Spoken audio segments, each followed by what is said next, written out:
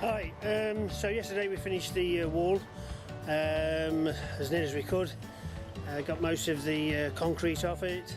We've got to leave that now because as you can see we've now got the digger here. We're starting to dig the septic tank and the pipes and everything else, trenches out.